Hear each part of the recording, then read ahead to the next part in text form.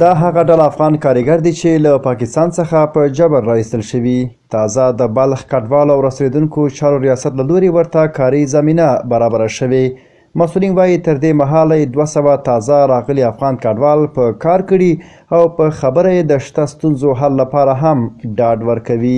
بلخ ته چې راغلي تر دې دمه پورې 3.5 کسان دي او 11,000 تعداد د خلکو راځي او دې ټولو خلکو ته موږ د اطمینان ورکړی دی چې امارت اسلامي کوشش کوي تلاش کوي چې کار هم تاسو ته پیدا کړي، سرپناه هم درته جوړه کړي، ځکه موسسات سره مو مجلسونه کړي دي او تېره ورځ مو هم مجلس سره درلودی. انشاءالله په آینده کې موږ دوی دپاره پلانونه لرو چې دوی دپاره ځایونه هم ورته جوړ کړو. په همدې حال کارګر خوښ دي چې په خپل هیواد کې په جګو سترګو کار کوي او وایي له دې لارې هم د خپلې کورنۍ نفقه برابرولی شي او هم هیواد ته خدمت کوي.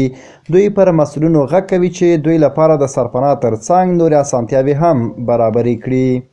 مالی و ځاني کومک ورسره وکړي او په ضمن کې زمینه ورته مسایل کې د سرپناه ته مثلا خیمه ورته ورکړي، کومک حواله او نور داسې کورونه او سرپناه ورته جوړ کړي چې باعث دې وګرځي چې دوی یو سرپناه سي د یخنۍ دوی په امان سي او په ضمن کې ورته د خوراک او پوشاک کم څه ورته برابر کړي. موږ د پاکستان راغلیو مهاجر او ډیر خوشاله چې دلته دا کار موږ ته پیدا شوی د امارت اسلامي هم ډیر خوشاله او دا خو به ډیر ښه کار وشي د مهاجرو ته چې هغه ورکړي نمرې ورکړي او کاروبار ورته پیدا شي.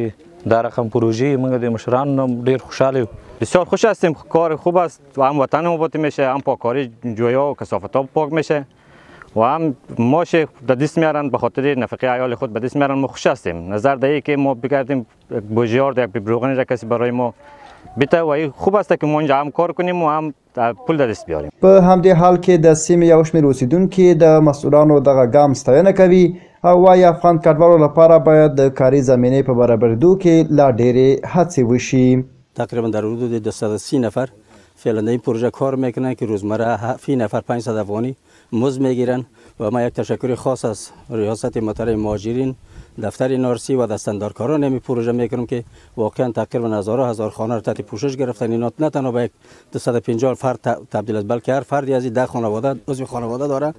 دیگه کساری واقعا ما اینجا شامل میبینیم که اکثریتش از پاکستان مهاجر شدن، اخراج شدن آمدن و همین اختصاص اکثرا به مهاجرین و به اجرا شدگان داده شده.